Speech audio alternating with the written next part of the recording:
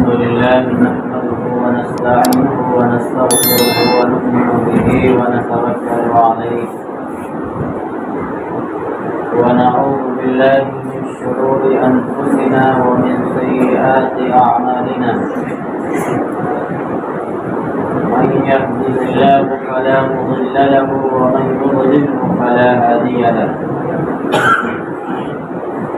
ونشهد أن لا إله إلا الله وحده لا شريك له ونشهد أن سيدنا وسندنا ومولانا محمدا عبده ورسوله أما بعد فأعوذ بالله من الشيطان الرجيم بسم الله الرحمن الرحيم يا أيها الذين آمنوا اتقوا الله حق تقاته ولا تموتن إلا وأنتم مسلمون واعتصموا بحبل الله جميعا ولا تفرقوا صدق الله العلي العظيم معزز مصلیان کرام، بزرگوں اور دوستوں، آج شعبان المعظم کی 15ویں شب، جسے ہم شب برات کے نام سے جانتے ہیں، اور اس رات میں بطور خاص اہتمام کے ساتھ ہم لوگ حسب توفیق الہی اللہ تبارک و تعالی کی عبادت کرنے کی کوششیں کرتے ہیں۔ ہماری یہ تمنا ہوتی ہے کہ اس رات میں یا اس طرح کی آنے والی راتوں میں ہم زیادہ سے زیادہ نیکیاں لوٹیں اور زیادہ سے زیادہ اللہ تبارک و تعالیٰ کی عبادت کرنے کی کوشش کریں۔ لیکن اس میں ایک بات یاد رکھنا چاہیے کہ ہماری وہی عبادت مقبول ہوگی اور وہی عبادت بارگاہ عزتی میں قبولیت کے لائق ہوگی جس عبادت کا سلسلہ اللہ کے نبی صلی اللہ علیہ وسلم سے ملتا، یا اس عبادت کا سلسلہ صحابہ کرام رضی اللہ تعالی عنہم اجمعین کی جماعت سے ملتا، یا کم از کم محدثین، صلحاء، اولیاء اللہ، ان حضرات تک اس عبادت کا سلسلہ پہنچتا۔ عبادت کا وہی طریقہ معتبر ہوگا اور ہماری وہی عبادت اللہ کی بارگاہ میں قبول ہوگی جس کو اللہ کے پیارے نبی صلی اللہ علیہ وسلم نے بتلایا ہے، اور جس طریقے پہ اللہ کے نبی صلی اللہ علیہ وسلم نے عمل کر کے جو عبادت دکھلائی، اسی طریقے پہ ہم عمل کریں گے تو اس میں دنیا کی بھی کامیابی ہے اور آخرت میں بھی اس پہ اجر و ثواب ہے۔ ظاہر سی بات ہے کہ جن عبادتوں کا سلسلہ اللہ کے نبی صلی اللہ علیہ وسلم کے طریقوں سے ہٹ کر ہوگا، اس عبادت پر آخرت میں اجر و ثواب کا کوئی بھی وعدہ نہیں ہے۔ اس لیے سب سے پہلی یہ بات اپنے ذہن میں اچھی طریقے سے بٹھا لینی چاہیے کہ ہم وہی عبادت کریں گے اور ہم انہی اعمال کو کریں گے اور ہم وہی دعائیں پڑھیں گے اور وہی اذکار اور وہی ذکر کریں گے جو حضور پاک صلی اللہ علیہ وسلم سے منقول ہے اور جو صحابہ کرام رضی اللہ عنہم اجمعین نے کر کے اس امت کو دکھلایا ہے۔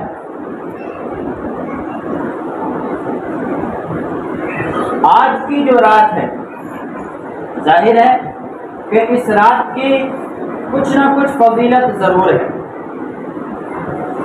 بعض وہ لوگ ہیں جو اس رات کا سرے سے انکار ہی کرتے ہیں، یہ بھی درست نہیں، اور بعض وہ لوگ ہیں جو اس رات کی بہت زیادہ فضیلت بیان کرتے ہیں، وہ بھی درست نہیں۔ اس رات میں بطور خاص 4 کام کرنے کے۔ پہلا کام یہ ہے کہ ہم جتنی عبادت انفرادی کر سکتے ہیں، انفرادی کا مطلب ہے کہ تنہا تنہا، اتنی عبادت ہم کریں۔ دیگر راتوں کے مقابلے میں ظاہر سی بات ہے کہ اس رات کی فضیلت ہے، اس لیے اس رات میں پہلا کام یہ کرنا ہے کہ انفرادی اعمال اور انفرادی عبادت جتنی ہم کر سکتے ہیں اتنی کریں۔ جتنی دیر ہم نماز پڑھ سکتے ہیں نماز پڑھیں، جتنی دیر تلاوت میں ہمارا جی چاہتا ہے یا دل لگتا ہے اتنی دیر تلاوت کریں۔ تلاوت سے تھک جائیں، اس کے بعد ذکر و اذکار میں جتنی طبیعت لگتی ہے اتنا ذکر و اذکار کریں، تسبیحات پڑھیں، اور بطور خاص اس رات میں مسجد میں بیٹھ کر کے دنیا کی باتیں کرنے سے گریز کریں، پرہیز کریں۔ ظاہر سی بات ہے کہ ہم صرف اس لیے جاگ رہے ہیں کہ اللہ کی عبادت کریں اور ہم اس رات کو کام میں لائیں۔ یہ جو ہمارا وقت خرچ ہو رہا ہے یہ دوبارہ آنے والا نہیں ہے۔ اب اس وقت کو جتنا زیادہ کام میں ہم لا سکتے ہیں، اور کام میں لانے کا طریقہ وہی ہے عبادت میں مختلف عبادتیں ہیں، نفل نمازیں ہیں، قرآن پاک کی تلاوتیں ہیں، اور آج کی رات میں بطور خاص لوگ صلاۃ التسبیح کی نمازیں پڑھتے ہیں، جس نماز کے بارے میں اللہ کے نبی صلی اللہ علیہ وسلم نے اپنے چچا حضرت عباس رضی اللہ تعالیٰ عنہ سے فرمایا کہ اے چچا، اگر آپ کو میں ایک نماز سکھلاتا ہوں، اگر آپ پڑھ سکتے ہیں تو روزانہ اس نماز کو پڑھیں، اگر روزانہ نہیں پڑھ سکتے ہیں تو ہفتے میں ایک دن اس نماز کو پڑھیں، ہفتے میں نہیں پڑھ سکتے ہیں تو مہینے میں ایک نماز پڑھیں، مہینے میں نہیں پڑھ سکتے ہیں تو سال میں ضرور پڑھیں، اور سال میں بھی نہیں پڑھ سکتے ہیں تو کم از کم پوری زندگی میں ایک مرتبہ یہ نماز ضرور پڑھیں۔ اسی نماز کو ہم صلاۃ التسبیح کہتے ہیں، کیونکہ اس نماز کے اندر تسبیح ہی ہے۔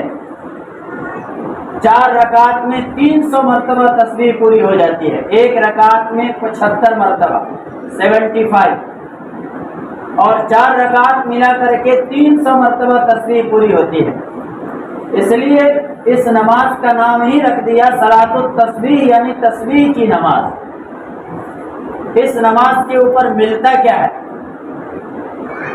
اللہ کے نبی صلی اللہ علیہ وسلم نے ارشاد فرمایا کہ اللہ تبارک و تعالی اس نماز کی برکت سے اگلے اور پچھلے سارے گناہ کو معاف فرما دیتا ہے۔ لیکن ایک بات یاد رکھیے کہ جن روایات کے اندر یہ آتا ہے کہ اللہ تبارک و تعالی اگلے اور پچھلے سارے گناہوں کو معاف فرما دیتا ہے، وہاں پر محدثین کرام یہ لکھتے ہیں کہ ان گناہوں سے مراد صغیرہ گناہ ہے، چھوٹے چھوٹے گناہ ہیں، بڑے گناہ نہیں ہیں جو کبیرہ گناہ ہے یا جو بندوں کے متعلق حقوق ہیں وہ اس میں داخل نہیں ہے۔ آپ نے کسی کا قرض لیا اور وہ قرض آپ کے ذمے ہے، آپ چاہیں گے کہ صلاۃ التسبیح پڑھ لیں وہ قرض معاف ہو جائے، یہ معاف نہیں ہوگا۔ آپ نے کسی کو تکلیف پہنچائی ہے، کسی کے اوپر ظلم کیا ہے، اور آپ یہ دل میں خیال بیٹھا لیں کہ ہم ایک مرتبہ صلاۃ التسبیح کی نماز پڑھ لیں اور جو ہم نے فیوچر میں کسی کو ستایا یا ظلم کیا یا زیادتی کی وہ سارے معاف ہو جائیں گے، یہ صلاۃ التسبیح سے معاف نہیں ہوگی۔ تو کون سے گناہ معاف ہوں گے؟ چھوٹے چھوٹے گناہ، جیسے کسی کی بد نظری ہو گئی، یا جیسے نماز کے اندر ہم نماز پڑھتے ہیں کوئی رکن کے اندر کمی کوتاہی ہو گئی، کسی کی ایسی غیبت ہو گئی جس کا نام نہ لیا گیا، کوئی ایسا برا فعل ہو گیا جو بندوں کے حقوق سے متعلق نہ ہو، اور اگر اللہ کے حقوق سے متعلق وہ فعل ہے یا وہ عمل ہے، جیسے ہم جب سے بالغ ہوئے اس وقت سے احکام شرعیہ ہمارے اوپر لازم اور ضروری ہو گئے، اس وقت سے لے کر کے اور جب تک کہ اس دنیا کے اندر ہم ہیں اور موت کی بے ہوشی طاری نہیں ہوتی، بلوغت کے بعد سے لے کر کے اور موت کی بے ہوشی تک جتنے اوقات نماز کے آئیں گے ہر وقت کی نماز مسلمان کے اوپر فرض ہے۔ اب کوئی یہ چاہے کہ صلاۃ التسبیح کی نماز ہم نے پڑھ لی اور فیوچر میں جتنی نمازیں قضا ہوئی ہے، جتنی نمازیں چھوٹی ہے وہ سب معاف ہو جائے، تو یہ بھی صلاۃ التسبیح سے معاف ہونے والی نہیں ہے۔ اس کو ہمارے بزرگ قضائے عمری کہتے ہیں کہ ہماری زندگی میں اور ہمارے عمر میں جو پیچھے نمازیں قضا ہو گئی ہے، اس کا طریقہ یہ ہے کہ ہم اپنی بلوغت کے بعد سے لے کر کے اور آج تک کے دن کو متعین کریں۔ ہماری ایج کیا ہے، ہماری عمر کیا ہے، ہر شخص جانتا ہے۔ ہم کتنے سال کے ہو گئے یہ جانتا ہے، کتنے سال کی عمر میں بالغ ہوئے یہ بھی جانتا ہے ہر آدمی۔ اس وقت سے لے کر کے اور اب تک پوری زندگی کو کیلکولیٹ کریں، حساب لگائیں اور یہ دیکھیں کہ اس درمیان ہم نے کتنی نمازیں پڑھی ہیں اور کتنی نمازیں چھوٹی ہیں۔ ظاہر ہے کہ یہ اندازہ لگانا آسان ہے، لیکن نماز کا حساب رکھنا مشکل ہے۔ لیکن پھر بھی ایک اندازے سے متعین کر لے کہ فجر کی اتنی چھٹی ہوگی، ظہر کی اتنی چھٹی ہوگی، عصر کی اتنی چھٹی ہوگی۔ اب اس کو کسی جگہ پہ بندہ لکھ لے، اب لکھنے کے بعد ظہر میں آئے تو ظہر میں پچھلی ایک نماز پڑھ لے اور نیت کیا کرے کہ میری جو قضاء عمری ہے، میری جو زندگی کی نماز باقی ہے، اس نماز میں سے سب سے پہلی نماز کی نیت کرتا۔ یہ ہے نیت کرنے کا طریقہ۔ یہاں یہ بھی یاد رکھنا چاہیے کہ صرف فرض کی قضا ہے، سنت، مستحب، نفل ان نمازوں کی قضا نہیں ہے۔ 4 رکعت فرض ظہر کی پڑھ لے۔ اور یہاں پہ دوسرا ایک مسئلہ ہے کہ اگر آپ کی نماز سفر میں قضا ہوئی ہے، آپ 14 دن سے کم کے سفر پہ ہیں اور اس دوران نماز قضا ہوئی ہے تو اس کی قضا قصر ہی ہوگی۔ ظہر کی 2 رکعت، عصر کی 2 رکعت، مغرب کی 3 رکعت، عشاء کی 2 رکعت ایسے ہی قضا ہوگی سفر کی نماز۔ تو بندہ اندازہ لگائے کہ میری اتنی نماز قضا ہوئی اور اس نماز ظہر کی جو نماز ہے اس کی سب سے پہلے نماز کی نیت کرتا۔ روزانہ ایک نماز کا معمول بنائے، ایک دن انشاءاللہ ایسا آئے گا کہ نمازیں ختم ہو جائیں گی اس کے ذمہ سے۔ یہ ہے قضاء عمری پڑھنے کا طریقہ۔ صلاۃ التسبیح پڑھنے کا کیا طریقہ ہے؟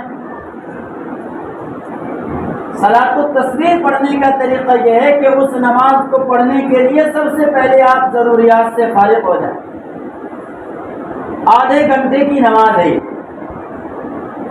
اور اللہ کے دربار میں اللہ کی طرف متوجہ ہو جائے اور متوجہ ہو کر کے بالکل اپنے گناہوں کو یاد کریں اور اللہ کے دربار میں توبہ کریں۔ سب سے پہلے کہ اے اللہ، آج تک جانے انجانے جو بھی گناہ ہوئے اور جو بھی کمی کوتاہی تیری عبادت میں ہوئی، ان تمام کی میں دل سے معافی مانگتا ہوں۔ اور اس کے بعد 4 رکعات کی نیت کریں۔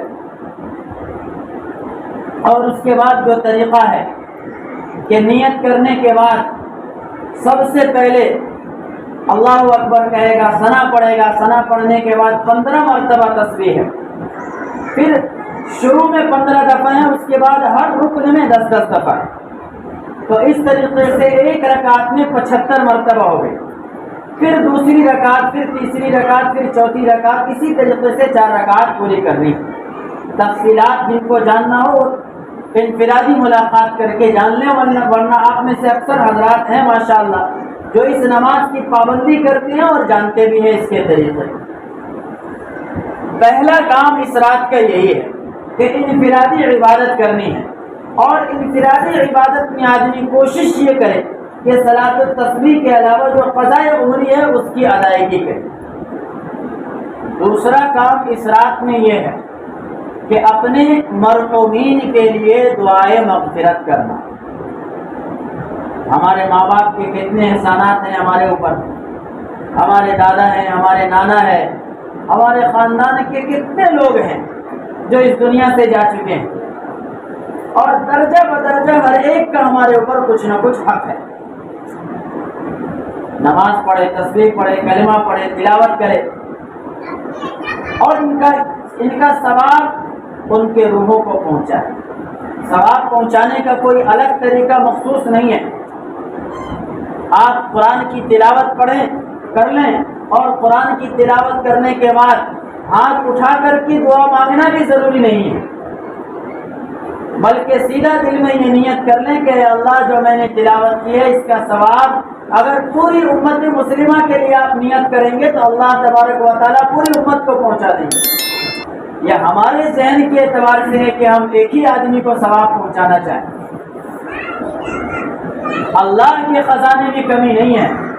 جیسے ایک دیہاتی آیا اور دعا کرنے لگا کہ اے اللہ صرف میرے اوپر اور محمد صلی اللہ علیہ وسلم کے اوپر رحم فرما، تو اللہ کے نبی نے کہا کہ اے عربی تو نے اللہ کی رحمت کو محدود کر دیا۔ اللہ کی رحمت تو بہت وسیع ہے، ان رحمت اللہ واسعہ، کہ اللہ تبارک و تعالیٰ کی رحمت بہت وسیع ہے۔ ہماری سوچ ہے اور ہمارا ذہن محدود ہے، ہماری سوچ محدود ہو سکتی ہے، اللہ کی نہ تو رحمت محدود ہو سکتی ہے، اور اگر ہم پوری امت کو ثواب پہنچانا چاہے تو اللہ تبارک و تعالیٰ پوری امت کو برابر کا ثواب پہنچا دے بلا کسی کم و بیش کے۔ تو دوسرا کام اس رات میں کرنے کا یہ ہے کہ ہم اپنے مردوں کو ثواب پہنچائیں، اور ثواب پہنچانے کا طریقہ یہ ہے کہ ہم خود قرآن پڑھ کر کے اپنے والدین کو ثواب پہنچائیں۔ آج کل اس کے اندر عجیب عجیب رسمیں رائج ہے۔ شعبان کا مہینہ شروع ہوتا ہے تو قرآن خوانی کا دور شروع ہو جاتا ہے۔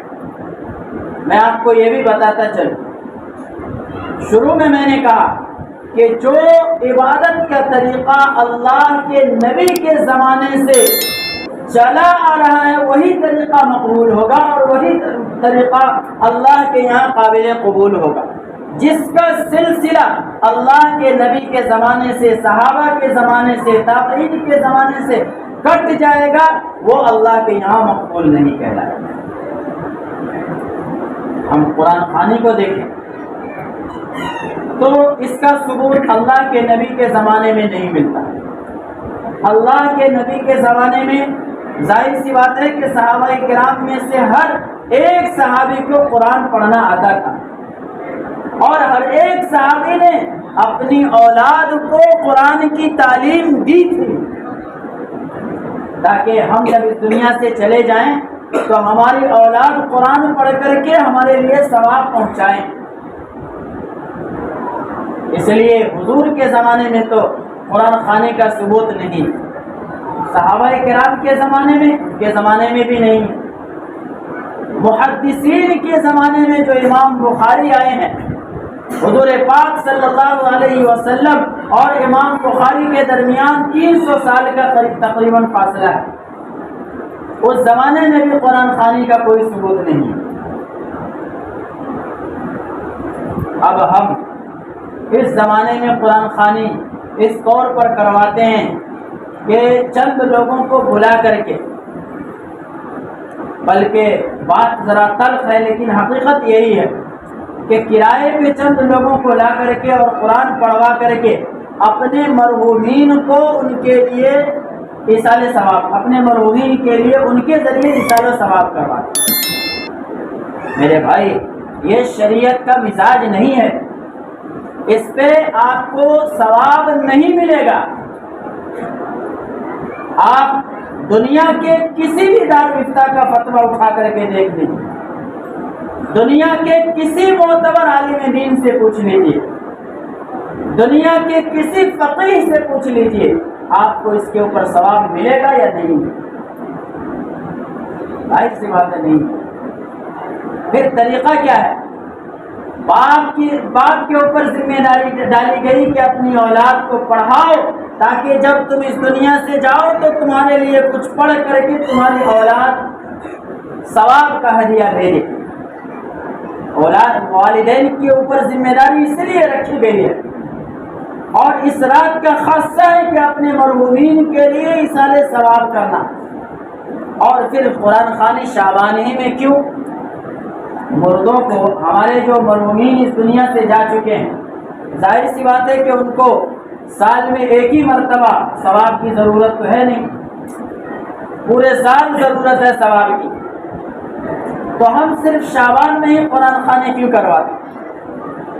اور پھر قرآن صرف شعبان میں ہی پڑھنے کی چیز تو ہے نہیں، قرآن تو ایک دستور ہدایت ہے، قرآن پڑھنے کی چیز ہے، طاق میں رکھنے کی چیز نہیں ہے۔ اگر ہم قرآن روزانہ پڑھیں گے، ڈیلی کا معمول بنائیں گے قرآن پڑھنے کا، تب جا کر کے گھر میں خیر و برکت ہوگی۔ قرآن کو سمجھ کر کے پڑھیں گے، ترجمے کے ساتھ پڑھیں گے، تب جا کر کے ہمیں قرآن سے سبق ملے گا۔ قرآن سال میں، مہینے میں، یا کسی رشتہ دار کے اس دنیا سے جانے پہ پڑھنے کی چیز نہیں ہے۔ قرآن کو اللہ تبارک و تعالیٰ نے اس لیے نازل کیا کہ دنیا اور آخرت کی سب سے بہترین چیز اور سب سے بہترین کتاب اگر کوئی پڑھنے کی ہے تو وہ قرآن پاک۔ قرآن پڑھو تو اللہ تبارک و تعالیٰ اس کے ذریعے تمہارے دلوں کے اندر جو زنگ ہے اس کو ختم کرے گا۔ قرآن پڑھو، تمہارے اندر جو دلوں کے اندر بے چینی ہے، اللہ تبارک و تعالیٰ اس بے چینی کو ختم فرمائے گا۔ کئی واقعات ایسے آ چکے ہیں کہ جو دنیا دار ہیں، غیر مسلم ہیں، اسلام سے، ایمان سے، قرآن سے ان کا کوئی لینا دینا نہیں، لیکن ماہر نفسیات وہ یہ کہتے ہیں کہ قرآن کی تلاوت سنو تو تمہارے کو سکون ملے گا۔ آپ کو یاد ہو یا نہ ہو، آج سے قریب 10 یا 12 سال پہلے کی بات ہے، ممبئی کے ہی ایک بہت بڑے ایکٹر ہے امیتابھ بچن، ان کو دل کا دورہ پڑا تھا، اور اس وقت اخبار میں یہ خبر بہت ہائی لائٹ ہو گئی تھی۔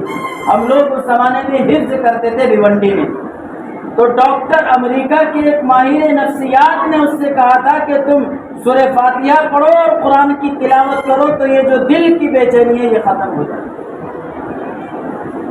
ہم کہاں پہنچ گئے؟ غیروں نے قرآن کے اوپر اتنا ریسرچ کیا، اتنی تحقیق کی، وہ یہاں تک پہنچ گئے کہ دل کی بیماری کا علاج قرآن میں ہے، دل کی بے چینی کا علاج قرآن میں ہے، اور ہم گھروں کے اندر طاق میں قرآن رکھے اور اس کو بوسیدہ کر دیتے ہیں، اس کو پھینکنے کی، اس کو جلانے کی نوبت اور پھینکنے کی نوبت آ جاتی ہے، لیکن ماشاءاللہ کھول کر کے نہیں۔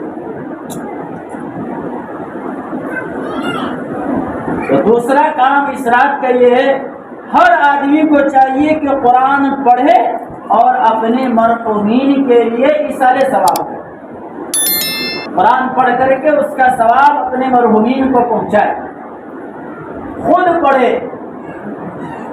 اسلام کا مزاج یہ ہے کہ ہر شخص کو قرآن پڑھنا آنا چاہیے، ہر بیٹے کو اس قابل ہونا چاہیے کہ جب باپ دنیا سے جائے تو اس کا جنازہ خود پڑھائے ہو،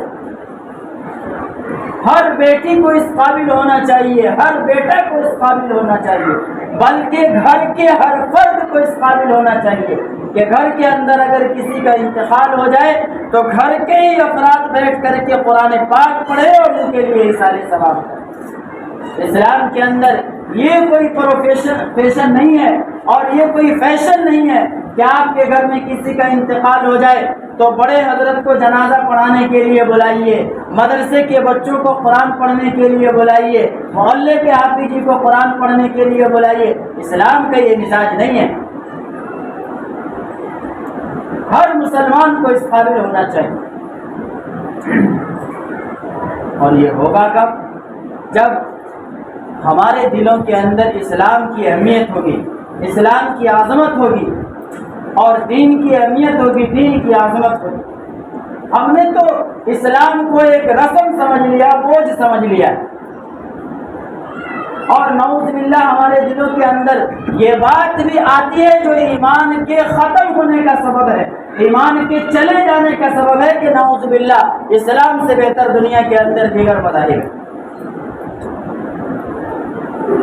یہ پورا یورپ آج پریشان حال ہے، اور یورپ اسلام کی طرف متوجہ ہے۔ اور کیوں متوجہ ہے؟ کہ دنیا کے جتنے مذاہب ہیں، کسی مذہب کے اندر عورتوں کو وہ حقوق نہیں دیا گیا، ماں کا وہ درجہ نہیں دیا گیا، باپ کو وہ درجہ نہیں دیا گیا، بھائی کو وہ درجہ نہیں دیا گیا، بہن کو وہ درجہ نہیں دیا گیا جو اسلام کے اندر دیا گیا۔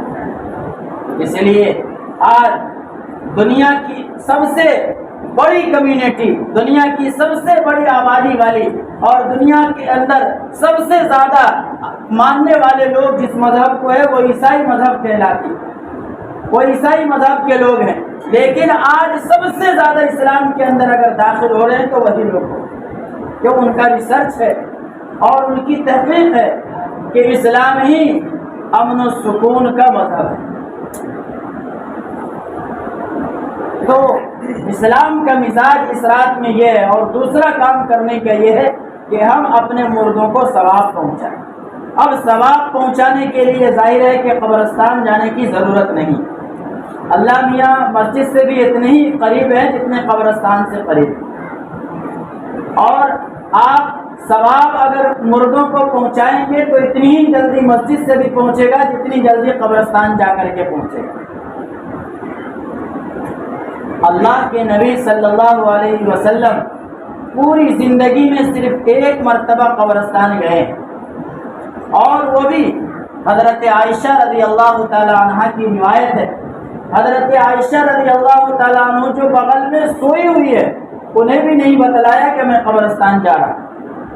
اللہ کے نبی صلی اللہ علیہ وسلم چپکے سے اٹھ کر کے گئے ہیں، اتفاقاً حضرت عائشہ کو پتہ چل گیا۔ اب آپ یہ دیکھیے کہ کس قدر احتیاط ہے اللہ کے نبی کا، کہ بغل میں شریک حیات ہے، اس کو بھی بتلانا ضروری نہیں سمجھا کہ میں بقی جنت البقی جا رہا ہوں، قبرستان جا رہا ہوں۔ چپکے سے اٹھ کر کے قبرستان گئے، اور یہ روایت جو ہے پوری زندگی کے اندر صرف ایک مرتبہ قبرستان جانے کی ہے۔ ایسا بھی نہیں ہے کہ اللہ کے نبی صلی اللہ علیہ وسلم کی عمر میں، اللہ کے نبی کی نبوت کا زمانہ 23 سال ہے، تو 23 مرتبہ 15ویں شعبان ہے اللہ کے نبی کی زندگی میں، تو کم از کم 23 سال میں 5 دفعہ 10 دفعہ 7 دفعہ جانا تو ثابت ہوتا، لیکن اللہ کے نبی صرف ایک مرتبہ گئے، اور وہ بھی چپکے سے گئے ہیں۔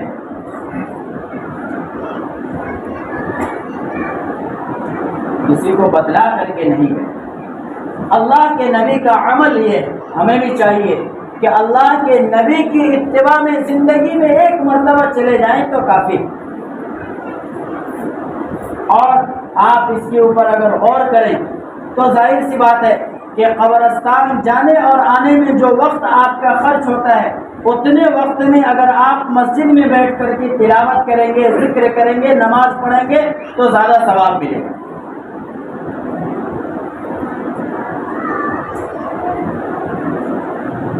اور یہاں سے بھی ثواب پہنچایا جا سکتا ہے، قبرستان جا کر کے بھی ثواب پہنچایا جا سکتا ہے۔ قبرستان آپ دیگر دنوں میں جائیں، شریعت کا یہی مزاج ہے کہ جو چیز شریعت کے اندر نہ ہو اور اس کو لازم سمجھ کر کے کیا جائے، یہی بدعت کہلاتی ہے۔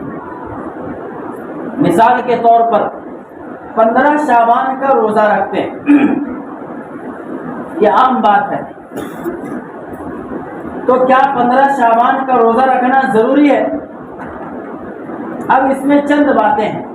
اللہ کے نبی صلی اللہ علیہ وسلم شعبان المعظم جب شروع ہوتا تھا تو کثرت سے روزہ رکھا کرتے تھے، یہ آپ کا عمل تھا، لیکن آپ نے صحابہ کرام کو کبھی یہ نہیں کہا کہ میں روزہ رکھتا ہوں لہذا تم لوگ بھی روزہ رکھو، یہ نہیں کہا۔ کیوں نہیں کہا؟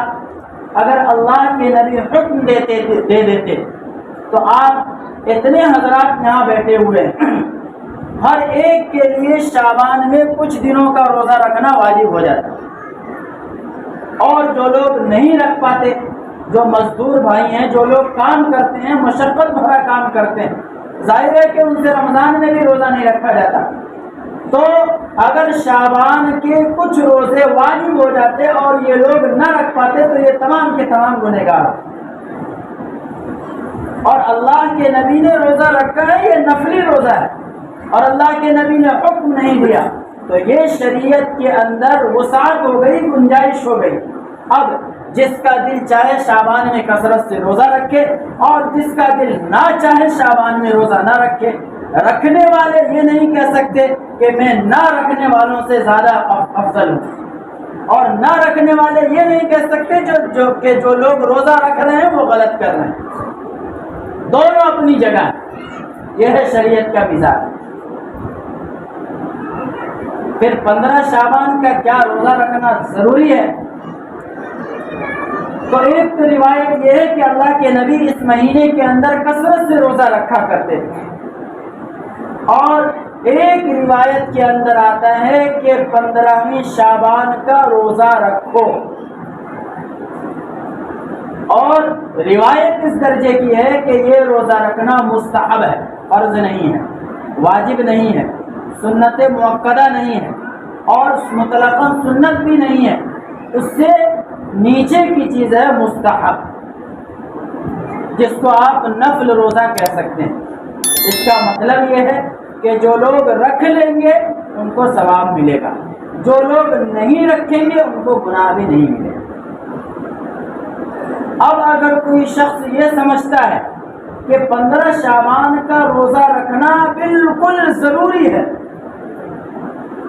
اور کسی علاقے میں یہ ماحول بن گیا ہے اور کسی جگہ پہ یہ دستور بن گیا ہے کہ اگر 15 شعبان کا روزہ نہیں رکھتا تو اس کی شب برات نہیں ہوتی، تو اب ان علاقوں میں اس کی مخالفت کرنا ضروری ہے، نہ رکھنا ضروری ہے۔ کیوں؟ اس لیے کہ یہ ایک چیز شریعت کے اندر ضروری نہیں تھی، اور لوگوں نے اس کو ضروری قرار دے دیا، اس لیے اس کی مخالفت کرنا اور اس کو نہ کرنا بہتر ہو گیا۔ آپ 15 شعبان کو روزہ رکھنا چاہتے ہیں، ساتھ میں 2 روزے اور ملا لیجیے، 13، 14، 15، یہ ایام 20 کہلاتے ہیں۔ 13، 14، 15 عربی تاریخ، ہر مہینے 3 روزہ رکھنا، یہ ایام 20 کے روزے کہلاتے ہیں۔ ہفتے میں 2 دن روزہ رکھنا، کہ پیر کو اور جمعرات کو، اور یہ دونوں ایک روایت کے اوپر دراصل موقوف ہے کہ اللہ کے نبی صلی اللہ علیہ وسلم نے ارشاد فرمایا کہ اللہ تبارک و تعالیٰ کے یہاں اعمال پیش کیے جاتے ہیں پیر اور جمعرات کو، اور میرا دل یہ چاہتا ہے کہ جب اللہ کے یہاں میرا اعمال نامہ جائے تو اس دن میں روزے کی حالت میں۔ اس لیے اللہ کے نبی نے امت کو بتلایا ہے کہ اگر روزہ رکھنا ہے تو یا تو ایام 20 کے رکھو، یا پھر دوسرا آپشن ہے کہ پیر اور جمعرات کا رکھو، اور اگر کوئی زیادہ روزہ رکھنا چاہتا ہے تو اس کا بھی حل بتلایا کہ صوم داؤدی رکھو، کہ ایک دن روزہ رکھو اور ایک دن افطار کرو، پورے سال کا جس کا معمول ہو۔ کوئی اگر یہ چاہے کہ میں سال کے 360 دن روزے ہی رکھوں گا تو اس کے لیے بھی یہ حکم نہیں ہے کہ کنٹینیو روزہ رکھتا ہی چلا جائے، اس لیے کہ اس میں صرف کھانے کی ٹائمنگ چینج ہوگی، عادت بدل جائے گی۔ جیسے ہمارے بعض احباب کام کرتے ہیں تو نائٹ ڈیوٹی کرتے ہیں، دن میں سوتے ہیں، تو ان کے لیے دن رات ہے اور رات دن ہے، صرف ٹائمنگ چینج ہوتی ہے۔ تو اگر کوئی بندہ پورا سال روزہ رکھے گا تو ظاہر سی بات ہے کہ سوائے کھانے کے اوقات کے بدلنے کے کچھ نہیں حاصل ہوگا۔ روزہ کا مطلب ہے کہ بھوک کا احساس ہونا چاہیے۔ ایک دن جب بندہ روزہ رکھے گا اور اگلے دن جا کر کے افطار کرے گا تو روزہ رکھے گا، روزہ نہیں رکھے گا تو بھوک کا بھی احساس ہوگا اور کھانے کا بھی احساس ہوگا۔ تیسرا کام اس رات میں کرنے کا ہے،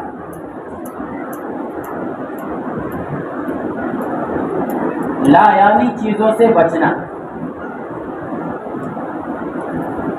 اللہ کے نبی صلی اللہ علیہ وسلم کی دو باتیں آپ کے سامنے آئی کہ ایک تو یہ ہے کہ اللہ کے نبی صلی اللہ علیہ وسلم انفرادی عبادت میں مشغول رہتے، اور دوسری چیز یہ ہے کہ زندگی میں ایک مرتبہ آپ صلی اللہ علیہ وسلم قبرستان گئے، اور ان کے علاوہ جتنی چیزیں ہم کرتے ہیں یکسر طور پر شریعت میں اس کا کوئی وجود نہیں۔ تو کیا ہم اس رات کے اندر جاگتے ہیں یا شب قدر کے اندر جاگتے ہیں یہ سب فضول ہے؟ نہیں میرے محترم، فضول نہیں ہے۔ اور انفرادی عبادت کا مطلب ہے، نفلی عبادت کا مطلب ہے کہ ہم گھروں کے اندر عبادت کریں۔ جیسے فرض نماز پڑھنے کے لیے مسجد بنائی گئی اور حکم یہ دیا گیا کہ نوافل جا کر کے اپنے گھروں میں پڑھو، لیکن ظاہر سی بات ہے کہ جو لوگ شہروں میں رہتے ہیں ان کے گھروں میں اتنی گنجائش نہیں ہوتی کہ وہ گھروں میں جا کر کے وہ آسانی نفل نماز پڑھ سکتے ہیں، بلکہ ممبئی کا حال تو ایسا ہے کہ جتنے لوگ ایک کمرے میں رہتے ہیں اتنے لوگ بآسانی سو سکتے ہیں یا بیٹھ سکتے ہیں، اس سے زیادہ کام کرنا اگر چاہیں یا اس سے زیادہ لوگوں کو گھروں میں بلانا چاہے تو اس کی بھی مشکل سے گنجائش ہوتی ہے۔ تو اس لیے اس رات میں آپ حضرات ماشاءاللہ مسجد آتے ہیں تو مسجد آنے کا ایک مقصد ہوتا ہے، اور اس مقصد کے اندر ہمیں کامیابی ملنی چاہیے۔ آپ بیان سنیں گے، کچھ دیر تک آپ کے دل میں یہ شوق رہے گا کہ ہمیں بھی قرآن سیکھنا چاہیے، ہمیں بھی نماز سیکھنا چاہیے، لیکن کچھ دیر کے بعد یہ شوق بھی ختم ہو جائے گا۔ اور یہ فطری چیز ہے کہ اللہ کے نبی صلی اللہ علیہ وسلم کی مجلس میں جب صحابہ کرام بیٹھتے تھے اور صحابہ کرام آتے تھے تو اس وقت الگ کیفیت ہوتی تھی، اور جب صحابہ کرام اللہ کے نبی کی مجلس سے چلے جاتے تھے تو اس وقت الگ کیفیت ہو جاتی تھی۔ جیسے حضرت حنظلہ رضی اللہ تعالیٰ عنہ کے متعلق آتا ہے کہ حضرت حنظلہ ایک مرتبہ کہتے ہوئے باہر نکلے کہ نافق حنظلہ، نافق حنظلہ، حنظلہ تو منافق ہو گیا۔ حضرت ابو بکر ملے کہ حنظلہ کیا بات ہو گئی؟ تو انہوں نے کہا کہ جب ہم اللہ کے نبی صلی اللہ علیہ وسلم کی مجلس میں ہوتے ہیں تو اس وقت ایمانی کیفیت الگ ہوتی ہے، اور جب ان کی مجلس سے چلے آتے ہیں تو ایمانی کیفیت بدل جاتی ہے۔ حضرت ابو بکر نے کہا کہ میرے ساتھ بھی یہی معاملہ ہے۔ دونوں آ کر کے اللہ کے نبی کے پاس شکایت کرنے لگے۔ اللہ کے نبی نے کہا کہ اگر وہی کیفیت رہے جو کیفیت مجلس کے اندر رہتی ہے تو فرشتے تم سے مصافحہ کرنے لگے۔ قرآن نے خود کہا ہے اس کے متعلق، وَإِذَا تُلِيَتْ عَلَيْهِمْ آيَاتُهُ زَادَتْهُمْ إِيمَانًا، کہ جب ایمان والوں کے سامنے اللہ تبارک و تعالیٰ کی آیات تلاوت کی جاتی ہے تو ان کا ایمان بڑھ جاتا ہے۔ امام بخاری نے بخاری شریف کے اندر باب باندھا ہے الایمان یزید و ینقص، کہ ایمان ایسا ہے کہ ایمان گھٹتا بھی ہے اور ایمان بڑھتا بھی ہے۔ تو یہ تو ہوگا، لیکن آج کی رات میں ایک عزم لے کر کے اٹھنا ہے، ایک حوصلہ لے کر کے اٹھنا ہے، اس لیے کہ آنے والے کچھ دنوں کے بعد رمضان المبارک کا مہینہ شروع ہوگا، اور رمضان المبارک کا مہینہ شروع ہوتے ہی شیاطین قید کر لیے جائیں گے۔ تو سوال یہ پیدا ہوتا ہے کہ جب شیاطین قید کر لیے جائیں گے تو انسانوں کو مکمل طور پر اللہ کی عبادت کا دھیان آ جانا چاہیے، لیکن پھر بھی رمضان میں عبادت کی طرف سارے لوگ متوجہ نہیں ہوتے۔ آپ رمضان شروع ہوگا اس وقت کیفیت دیکھیں گے کہ پہلی کچھ تراویح کے اندر مسجد کا سارا فلور فل ہو جائے گا، اس کے بعد دھیرے دھیرے کم ہونے لوگ شروع ہو جائیں۔ تو ہمارے حضرت نے اس کی بہت اچھی مثال دے کر کے اس کو سمجھایا کہ ہم موبائل کو چارج کرتے ہیں،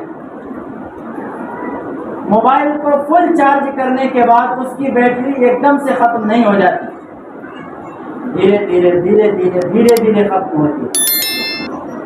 تو یہ جو شیطان ہمیں 11 مہینے تک چارج کیا ہے اور 11 مہینے تک گناہ کے اندر ملوث رکھا ہے، تو ظاہر سی بات ہے کہ اس کے جو اثرات ہیں وہ ایک دم سے ختم نہیں ہو جائیں گے، اس کے اثرات دھیرے دھیرے ختم ہوں گے، اور اس کے اثرات ختم ہونے پائیں گے نہیں کہ رمضان ختم ہو جائے۔ تو ظاہر سی بات ہے کہ رمضان ختم ہوتا ہے پھر ہم پرانی روش پہ آ جاتے ہیں۔ دیکھیے کسی بھی عمل کو اگر ہم مکمل 40 دن تک کرتے ہیں، ایک چلہ کرتے ہیں کہ چلے میں بڑی برکت ہے، کہ اللہ کے نبی صلی اللہ علیہ وسلم نے فرمایا کہ جو بندہ 40 دن تک تکبیر اولیٰ کے ساتھ سب نمازیں پڑھے گا، اللہ تبارک و تعالیٰ اس کو 2 پروانے عطا فرماتے ہیں۔ نفاق سے بری، نفاق سے بری کیا ہے کہ ہمارے اندر جو منافقت کی صفت آ جاتی ہے کہ ہم بولتے کچھ ہیں کرتے کچھ ہیں، کہ قول میں اور عمل میں مطابقت نہیں ہے، ہماری بات کچھ اور ہوتی ہے اور عمل کچھ اور ہوتا ہے۔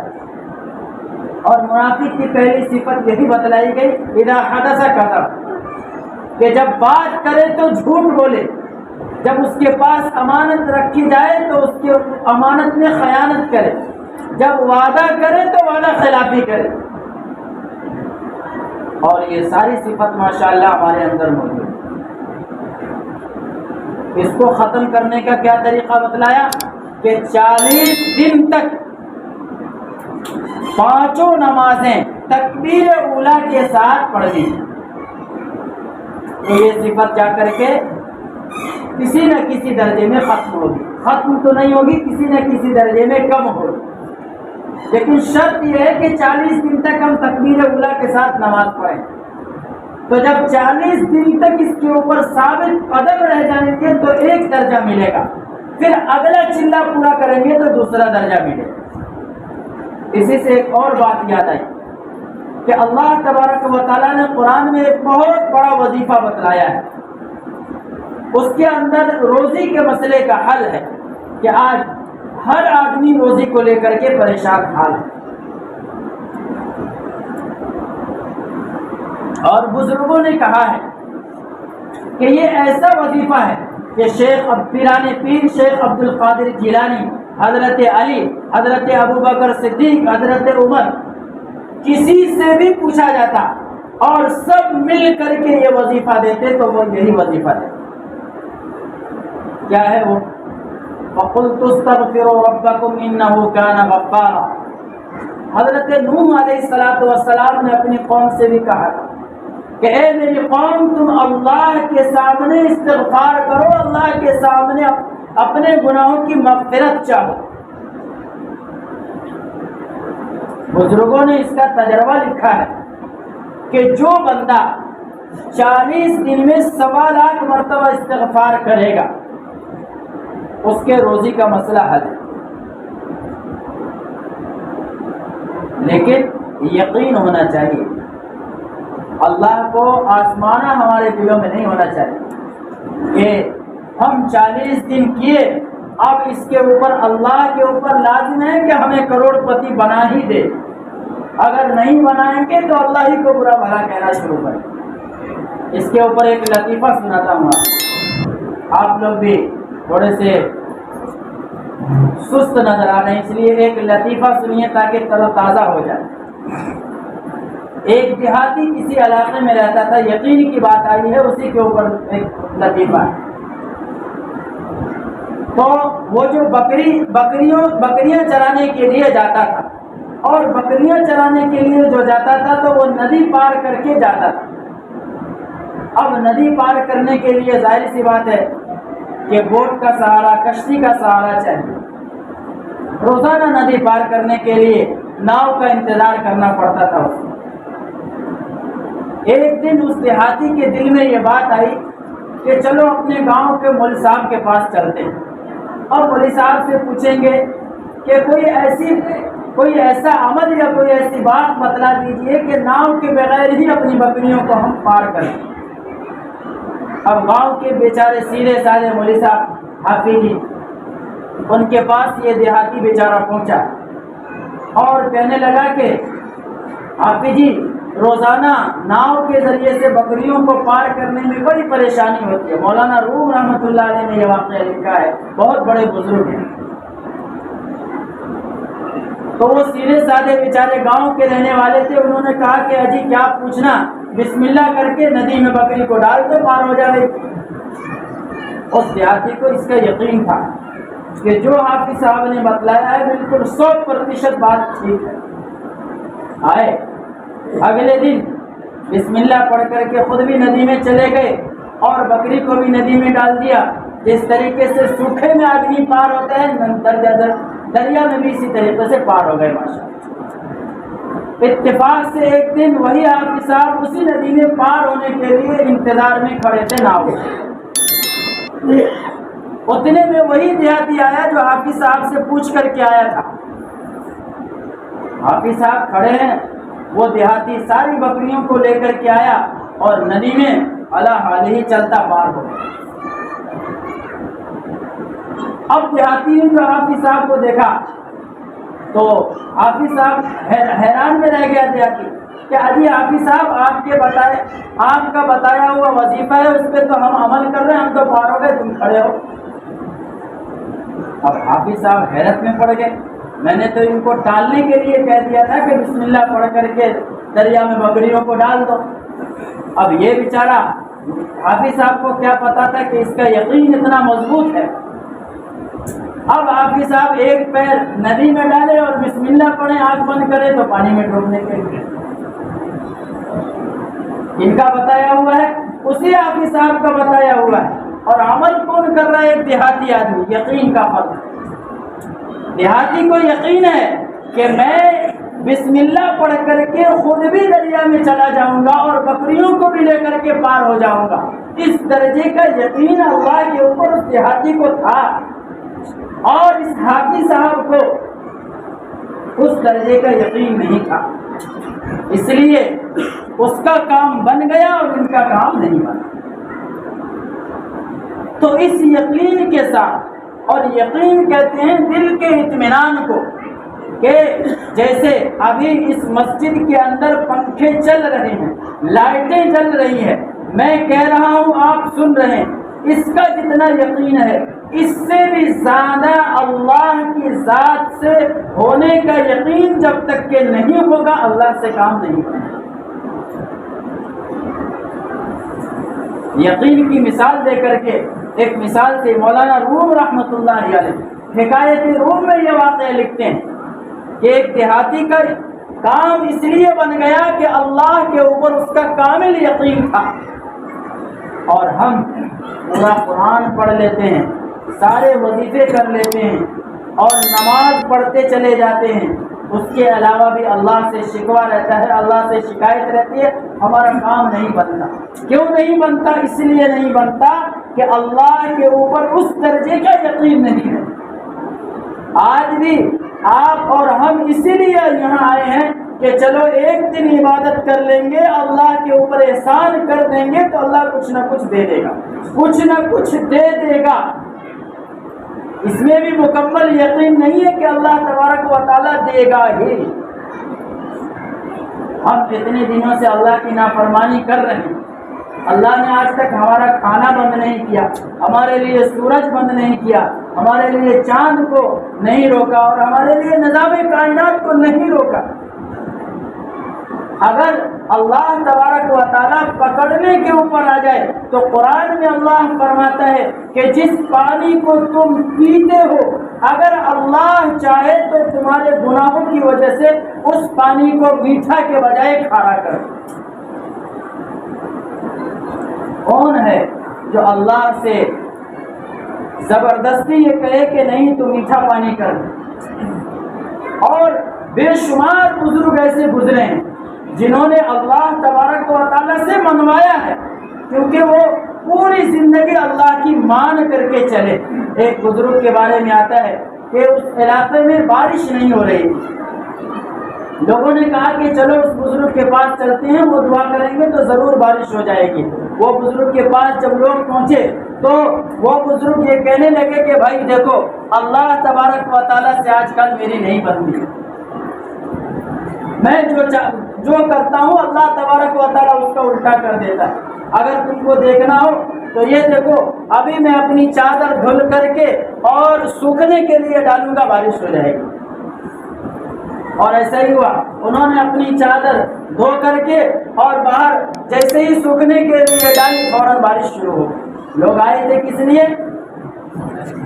یہ مقام ناز ہے کہ اللہ تبارک و تعالیٰ اپنے بندوں کو ایسے مقام عطا کرتا ہے اور وہ مقام دیتا ہے کہ وہ بندے اگر اللہ تبارک و تعالیٰ سے کوئی سوال کر لے تو فوراً اس کو پورا کرے۔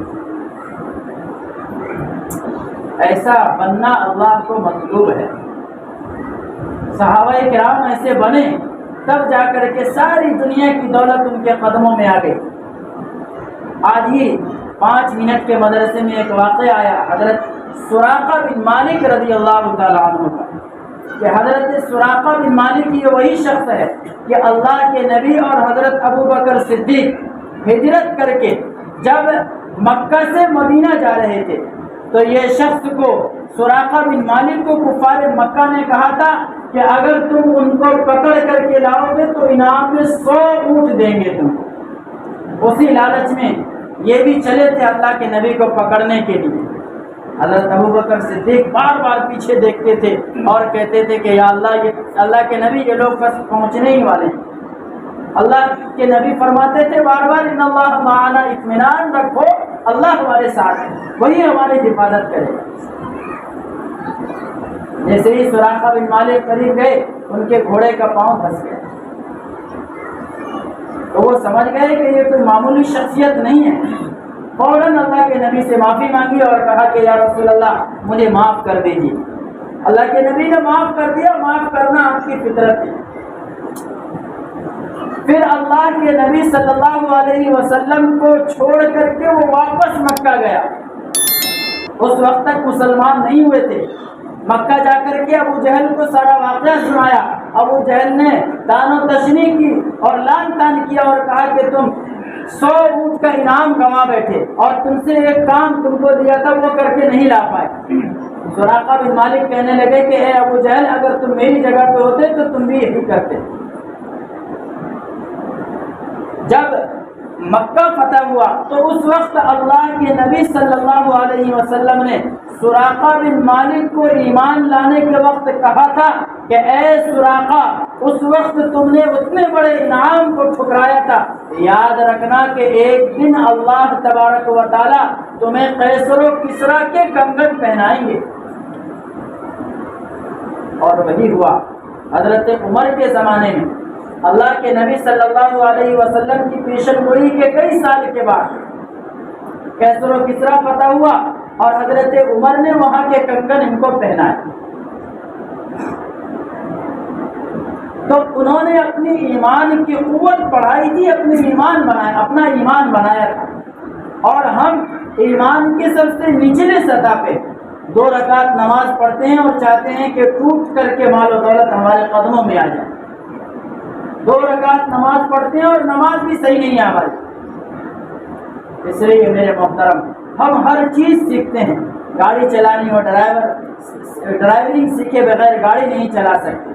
گھر کا نظام چلانا ہو تو بچپن سے دیکھتے جاتے ہیں، جب جوان ہوتے ہیں اور ادھیڑ عمر کے ہو جاتے ہیں، والدین کو دیکھتے ہیں گھر کا نظام چلاتے چلاتے، پھر کچھ دن چلاتے ہیں تب جا کر کے گھر کا نظام چلانا سیکھ پاتے ہیں۔ دنیا میں کسی شعبے میں جائیے، بغیر پڑھے بغیر ایکسپیرینس کے کوئی جاب نہیں دیتا، لیکن نماز جب تک کہ ہم سیکھیں گے نہیں، نماز کی اہمیت کو جب تک کہ جانیں گے نہیں، اس وقت تک کہ صحیح نماز ادا نہیں ہو سکتی۔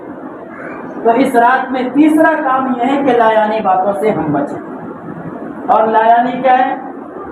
اگر طبیعت کے اندر بشاشت ہے تو ہم اللہ کی عبادت کریں، طبیعت کے اندر بشاشت نہیں ہے، عبادت کرنے کا دل نہیں چاہتا، آپ جتنا پڑھ سکتے ہیں پڑھ کر کے سو جائیں، صبح اٹھ کر کے بشاشت کے ساتھ تہجد کی نماز پڑھیں، فجر کی نماز پڑھ کر کے اپنے اپنے کام پہ چلیں، اس میں زیادہ ثواب ہے۔ پوری رات جاگ کر کے اور اپنی راتوں کو بیکار کرنا، فقہا نے لکھا ہے کہ عشاء کی نماز کے بعد قصہ گوئی کرنا مکروہ ہے۔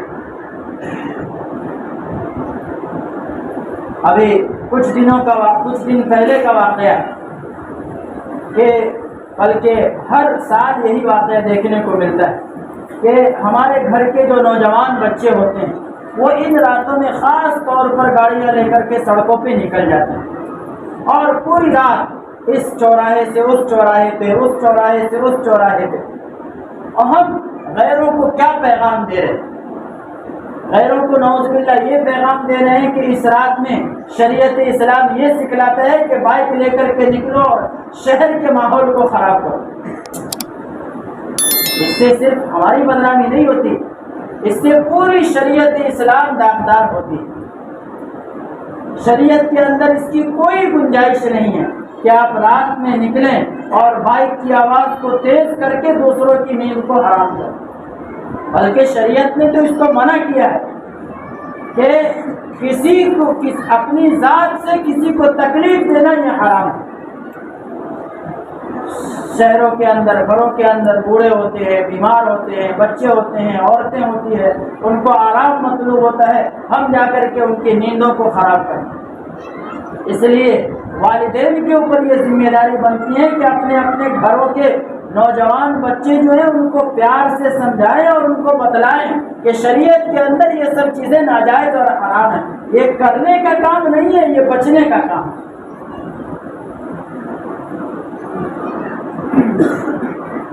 آپ بشاشت کے ساتھ روزہ رکھنا چاہتے ہیں تو روزہ رکھیے، لیکن 15 شعبان کا لازم سمجھ کر کے نہیں، اتفاقاً رکھنا ہے رکھ لیں۔ رمضان آنے والا ہے، رمضان کی تیاری کریں اور اللہ تبارک و تعالیٰ نے جو توفیق دی ہے اس کے مطابق عبادت کریں، تلاوت کریں، نفل پڑھیں، صلاۃ و تسبیح پڑھیں، جو دل میں آئے نماز انفرادی کریں۔ بات کرنے کا، مجلس لگا کر کے دنیاوی باتیں کرنے کا، دنیاوی گپ شپ کرنے کا ماحول نہ بنائے، یہ آپ کی زندگی میں عذاب لانے کا سبب ہے، یہ خیر و برکت کا سبب نہیں ہے۔ تو بات چلی تھی استغفار سے، فَقُلْتُ اسْتَغْفِرُوا رَبَّكُمْ إِنَّهُ كَانَ غَفَّارًا۔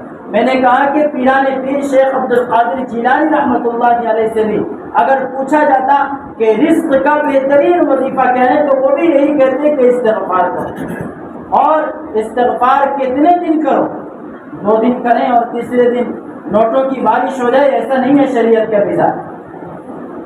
اللہ تبارک و تعالیٰ نے ارشاد فرمایا کہ جب تم دنیا کے متعلق مجھ سے سوال کرو گے تو اس وقت میں تمہاری مصلحت دیکھوں گا کہ کتنی روزی بندے کو دینا ہے اور کتنی نہیں دینی۔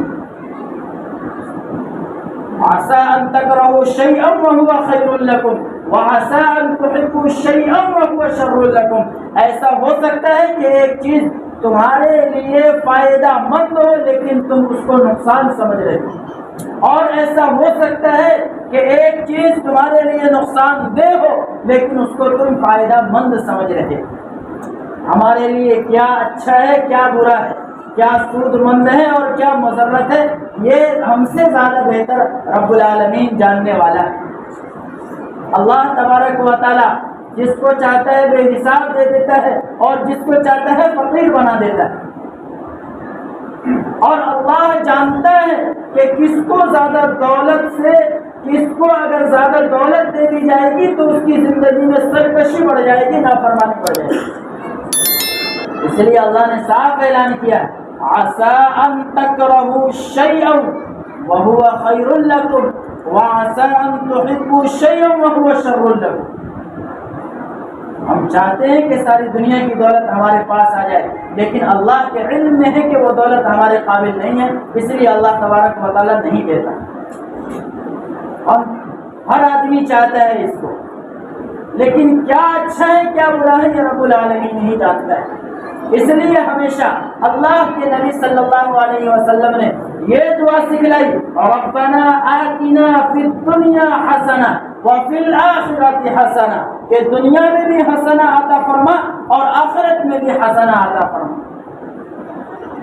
اور ایک جگہ ارشاد فرمایا اللہ تبارک و تعالیٰ نے، من کان یرید حرث الدنیا نؤتہ منہا، کہ جو شخص صرف دنیا مانگتا ہے، دنیا کی کھیتی چاہتا ہے، نؤتی، کہ ہم اس کو دنیا کا کچھ حصہ دے دیتے ہیں. ومن، اور جو شخص آخرت کو مانگتا ہے تو ہم اس کو دنیا بھی دیتے ہیں اور آخرت میں اس سے اچھا بدلہ آتا ہے. اس لیے میں نے شروع میں کہا تھا کہ کیا مانگنا ہے اللہ تبارک و تعالیٰ سے، یہ بھی اللہ نے ہی بتلایا ہے کہ اپنی دعا میں دنیا بھی حسنہ مانگنا ہے اور آخرت کو بھی حسنہ مانگنا ہے. صرف دنیا مانگیں گے یہ بھی تباہی کا سبب ہے. اللہ نے صاف اعلان فرما دیا. تو اس لیے میرے محترم انفرادی عبادت کو فوکس کریں، انفرادی عبادت کریں، یہاں بھی کریں، گھروں میں بھی کریں، اور گھروں میں عورتوں کو بھی فری رکھیں. اور آج کل نعوذ باللہ ہمارا یہ مزاج ہے کہ اس رات میں عورتوں کو یہ بناؤ وہ بناؤ، ایسا بنانے کے لیے ان کو مصروف اور بزی کر دیتے ہیں کہ ان کو نماز پڑھنے تک کی فرصت نہیں ہوتی. اور رمضان کا بھی سیم حال. تو اس لیے کم کھائیں، صحت مند رہیں، اور جو روزانہ کھاتے ہیں وہی کھاتے ہیں وہی کھائیں. اس رات کے لیے کوئی اسپیشل شریعت کے اندر اجازت نہیں ہے کہ آپ اس رات کے لیے خاص طور پر حلوے بنائیں، پراٹھے بنائیں، پھلا بنائیں، ڈکا بنائیں. ایک جگہ کا واقعہ ہے گونڈا کا کہ ایک حافظ صاحب اس گاؤں میں رہتے تھے اور پورے گاؤں کا اس رات میں خاص طور پر بکنگ ہوتی تھی ان کی. اور آس پڑوس کے گاؤں میں جتنے فاتحہ ہوتے تھے سب وہی حافظ صاحب کرتے تھے. حالانکہ گھر میں بڑے عالم بھی ہوتے تھے، حافظ صاحب بھی ہوتے تھے، تو گھر کی عورتوں سے کہتے بھی تھے کہ لاؤ میں فاتحہ کر لوں، تو عورتیں کہتی تھی کہ نہیں تم فاتحہ کرتے ہو تو کام بگڑ جاتا. اور آپ کو حافظ صاحب پورے علاقے کا فاتحہ کر کے اور پورے علاقے سے حلوہ بٹور کر کے گاؤں لے جاتے تھے اور مہینے 2 مہینے تک کھاتے. ایسا ماحول نہیں بنانا، یہ شریعت کا مزاج نہیں ہے اور یہ اسلام کا مزاج نہیں ہے. اسلام کا مزاج بالکل سادہ ہے، سادی زندگی گزارنے کا. اللہ تبارک و تعالی، وقت بھی ہو چکا ہے، اب جتنی دیر بشاشت کے ساتھ آپ عبادت کر سکتے ہیں کیجیے. اور عبادت کرنے سے آپ تھک جائیں تو دنیاوی کاموں دنیاوی باتوں میں مشغول ہونے سے بار بار کہتا ہوں بہتر ہے کہ آپ جا کر کے گھر میں سو جائیں، اس پہ زیادہ ثواب ملے گا. دنیا کی باتیں کریں گے اور مسجد کے اندر کریں گے. اللہ کے نبی صلی اللہ علیہ وسلم نے فرمایا کہ جس طریقے سے سوکھی لکڑیاں جلتی ہے اور جتنی جلدی جلتی ہے اس سے کہیں تیزی کے ساتھ مومن کے اوپر گناہ آتا ہے اور نیکیاں ختم ہو جاتی ہے اگر مسجد کے اندر بیٹھ کر کے دنیاوی باتیں کرتا ہے. اور یہ قیامت کی نشانیوں میں سے ایک نشانی بتلائی گئی کہ مومن بندہ مسجد میں بیٹھ کر کے اور دنیا کی باتیں کر بیٹھا. اللہ کے گھر میں معاملہ دنیا کا، ہم اللہ کے گھر میں بیٹھے ہیں، اللہ سے صلح کر لیں، اللہ سے معاملات کر لیں، اللہ کو راضی کر لیں، اللہ کے نبی کی سنت کو اپنا لیں، صحابہ کرام کی زندگی کو اپنا لیں. ہماری دنیا بھی بن جائے گی اور آخرت بھی بن جائے گی. اللہ سے صلح کرنے کی رات ہے، اللہ کو منانے کی رات ہے. اللہ مانے گا کیسے؟ اللہ مانے گا ہمارا کام بن جائے گا. اللہ مانے گا دنیا کے حالات بدل جائیں گے. اللہ مانے گا جہاں جہاں مسلمانوں کے اوپر ظلم ہو رہے ہیں وہ محبت کے اندر بدل جائے گی. ملک کے حالات ایمان والوں کے اعمال کے اوپر موقوف ہیں.